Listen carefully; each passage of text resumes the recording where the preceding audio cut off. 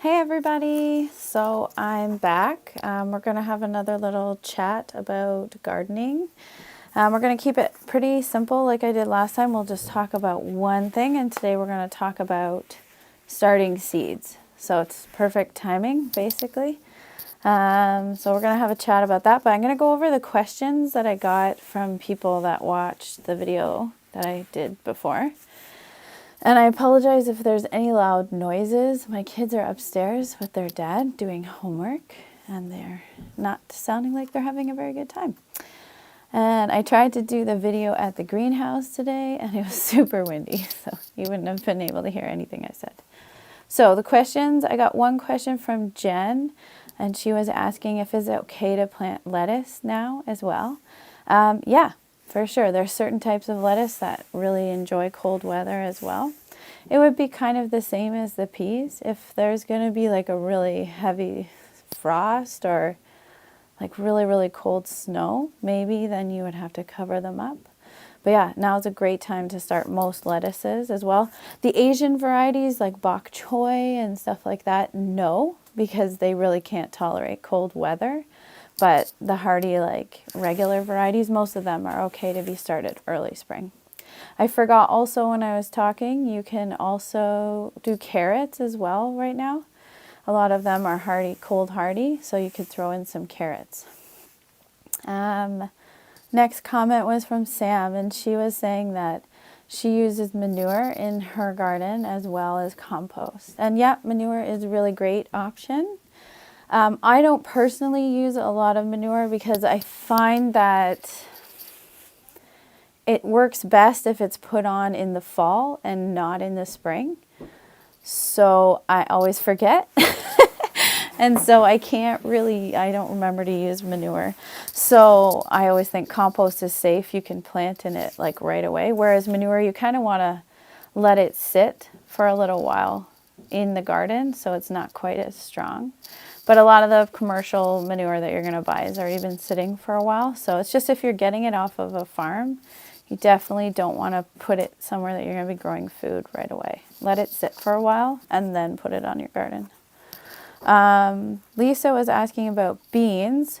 So she was asking if I use the string method with my beans as well. Yeah, I will for climbing beans sometimes, or sometimes I'll make just like a teepee with 3 pieces of wood, and that's usually pretty strong for them to grow up. That's just for pole beans though, right? Bush beans, you don't have to do any support because they stay low to the ground. So I usually try and grow both varieties because they both kind of have pros and cons. So I'll grow both so that I can kind of have a good selection. She said, do you use raised rows for your root vegetables as well? Yeah, I use it for the whole garden. So each of my humps are about 2 feet wide probably.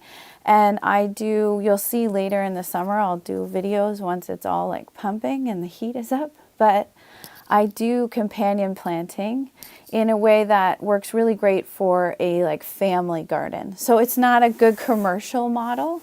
It's too chaotic for that. But I kind of plant everything together so that every square foot of that raised row is full of plants right up to the edge. And even sometimes down the sides, I'll have like Swiss chard growing down the side or lettuces or beets. And they just kind of fill it in. And the less open space I have, the better, because the less weeds I'm going to get. So I'll show more videos on that later on how I plant that. But yeah, I always use the mounds. I think it's the cheapest, and I think it requires the least amount of work long term. So that's obviously what I'm going to pick. I got another question from Genevieve who asked, who do you buy your seeds from? Okay, so I buy my seeds from nurseries. So sometimes I'll just go out to Beyond the House or Richie's and just kind of wander the seed aisle and be like, oh, that one looks kind of fun.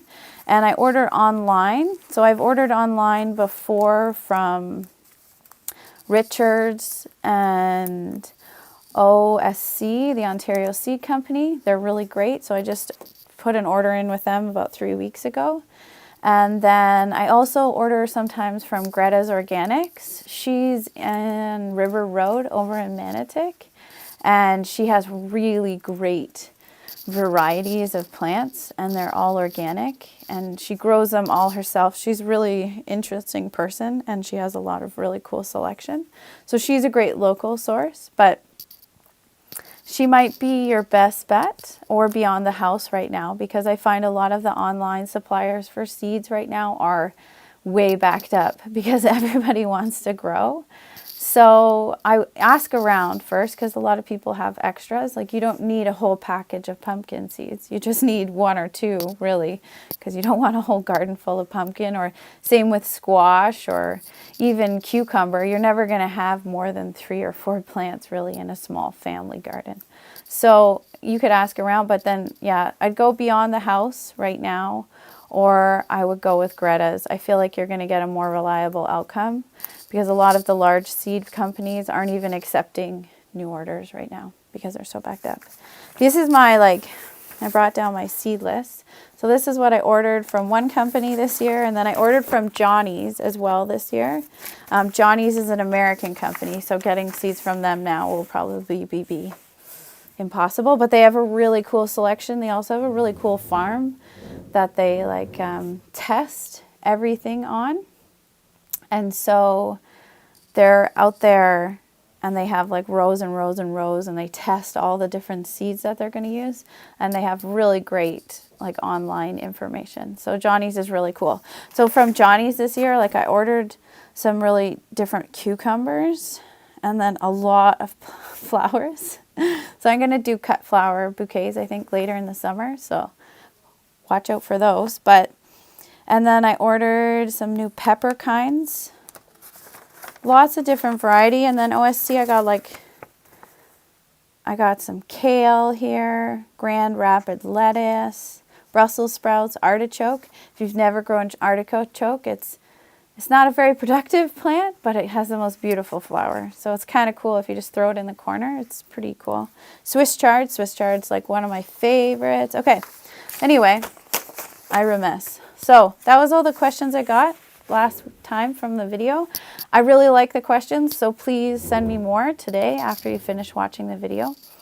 I'm going to talk today about planting seeds inside. So now's a great time to start growing seeds inside. It's really simple. You don't need a lot of stuff. I use these seed trays here, and those ones, I use those to grow all my little seedlings. So you don't need a tray like this. You can just do it on a flat. You can even grow seeds on a cookie sheet. If you don't have anything at home, all you need is dirt and seeds really to grow seeds. Recycled yogurt containers are really great. Eggshells. You can use egg cartons. You can use newspaper. So you don't have to have a plastic setup that you have to go buy at a store. You can just use the stuff in your house if you want. The only thing I will say for people who make the newspaper ones, there's lots of demos of that online. That's great. And use egg cartons. You just have to watch out for mold. So because that's a fabric, a material that holds water, it's really easy to get mold on your seeds and in your root systems. So you just kind of have to make sure that they're not soaking wet all the time. And that's why it doesn't really work for me, because the way I like to grow my seeds is I grow them in these small seed containers. So this one is all empty. I just transplanted everything. And so I fill up the seeds into here, and then they're sitting in a tray like that. And so while they're tiny seedlings or they haven't sprouted at all, I just mist them with water from a spray bottle, just so that the top is getting soaked every 12 hours, basically, depending on what type of seed you're growing. Once they get into bigger plants, I have these guys over here.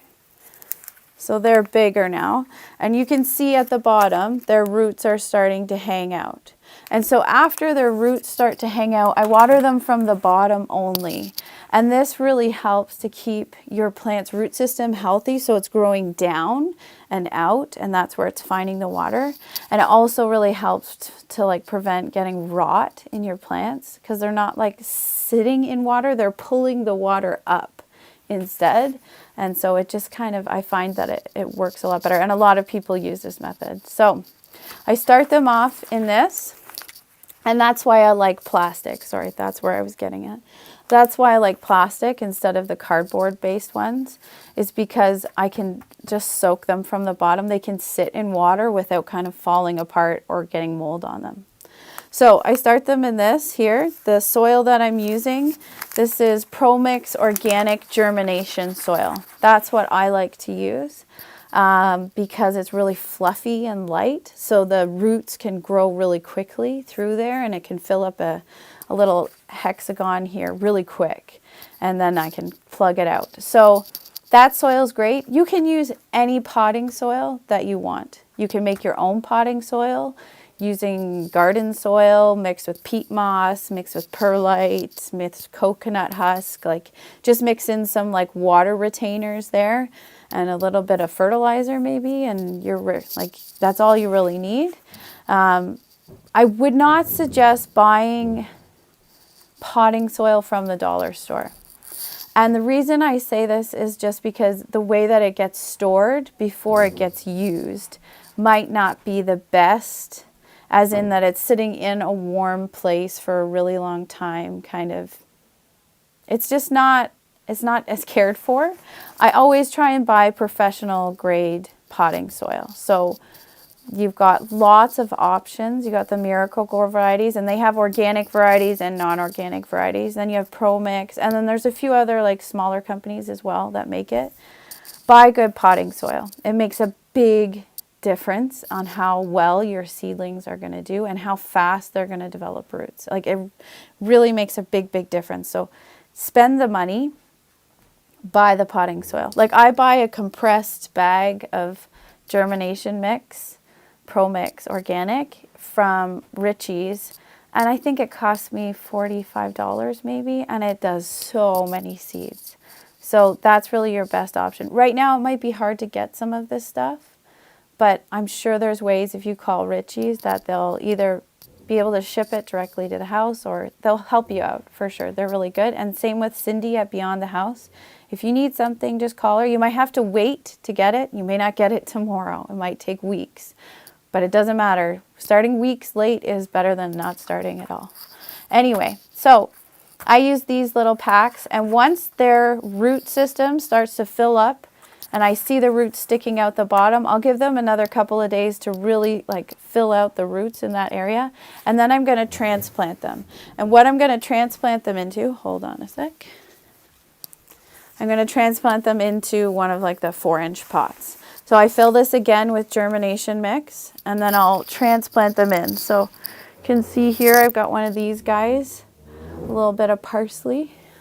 And so I transplanted these guys last week probably, because their roots were starting to really, they were crowding space too, like they're not getting enough light because they're too cramped in the little holes.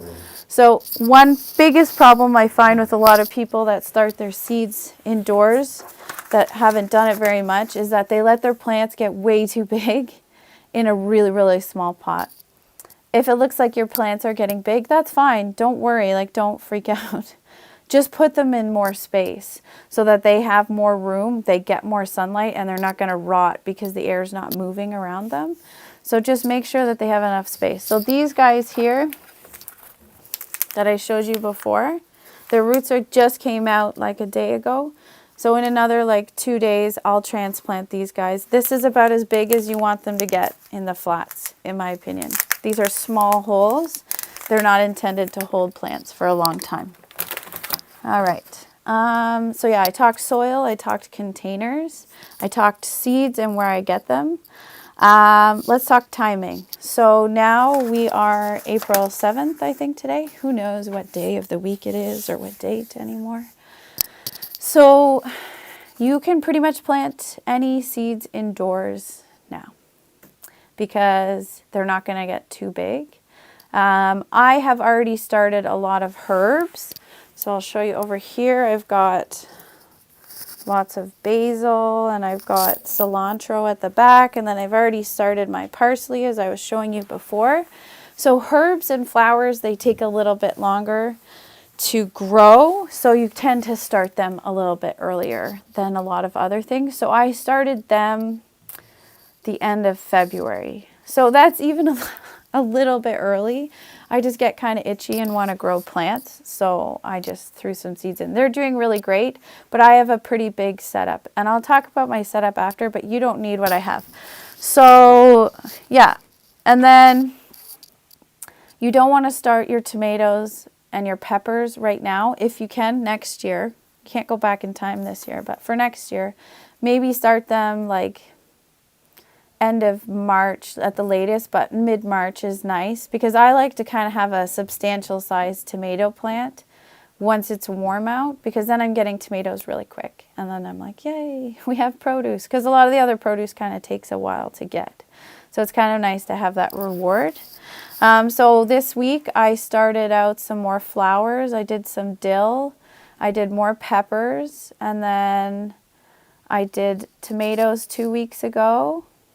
And then today, this afternoon, I'm going to plant some cucumber seeds and I'm going to plant some squash. It's still a little bit early to plant those. They only need about 4 weeks before they go outside.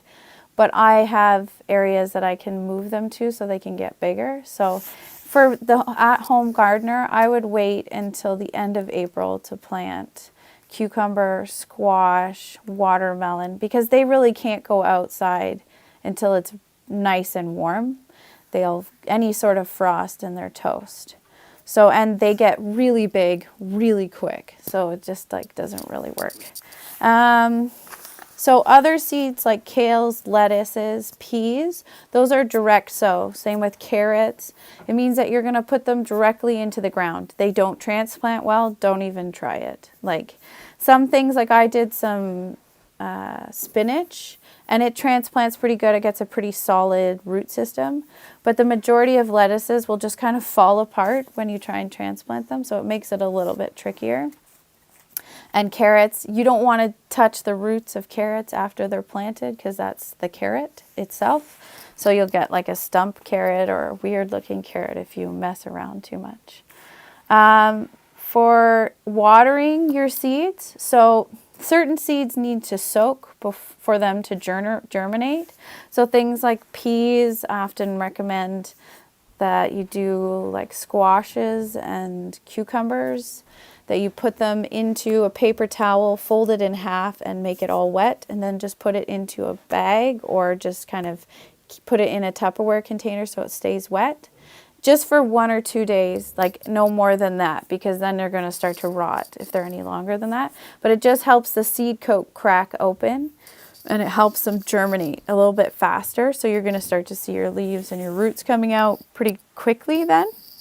So it'll say on your seed packets whether it needs to soak or not, but usually it's like if things are hard, like beans, peas, even sunflowers, it's best to soak them for like 12 to 24 hours before you use them. You'll just have better success rate. When you're watering your other seedlings though, once they're in the trays and in the soil, like I said, I just mist it from the top. And you don't want to over soak them because they won't germinate properly either if they're too wet. It's like this weird balance, and it takes a little bit of practice to get it perfect, but you don't want them to be too wet, and you don't want them to be dry at all. You don't really want your seedlings, before they break through the earth, to dry out, because their root is so tiny that it'll dry out really quick, and you just want to avoid that. So before you have leaves come up, you just water them from the top. Spritz, spritz, spritz, spritz, water from the top. And then once they start to have full leaves coming out and their roots start to get bigger, you're going to start watering them from the bottom.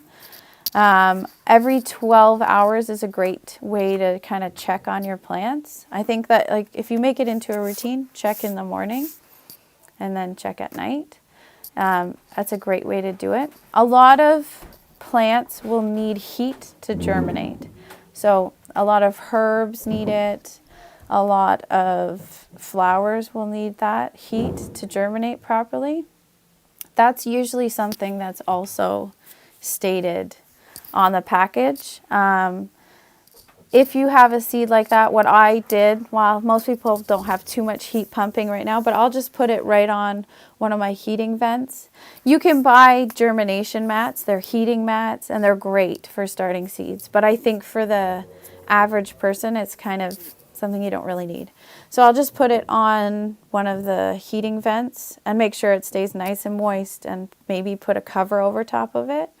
And then that will be warm enough. Even just putting it on top of your fridge, it's just, it doesn't want to get cold, you know? It doesn't want to be like sitting, sometimes a lot of people will put them on the windowsill. Well, sometimes your windowsill is like the coldest place in your house, and if it's -10 overnight, it can get too cold for the seedlings, and they're not going to like that. So somewhere that is out of the way, nobody's going to step on it, and on top of your fridge is actually a really good idea. And you don't want it to be in the light until you have leaves coming out, because there's no reason for it, and it will also dry out your soil a lot faster. So it's better to keep them kind of out of direct sunlight and somewhere kind of a steady room temperature, or a little bit warmer than that. So I've talked watering, containers, soil, seeds. And the one thing I was going to say, I think I might have said it in the last video, was just that if you are picking seeds to grow and plants to grow in your garden, pick things that you're really going to eat. Don't, like, if you have a small garden, don't pick things that are weird.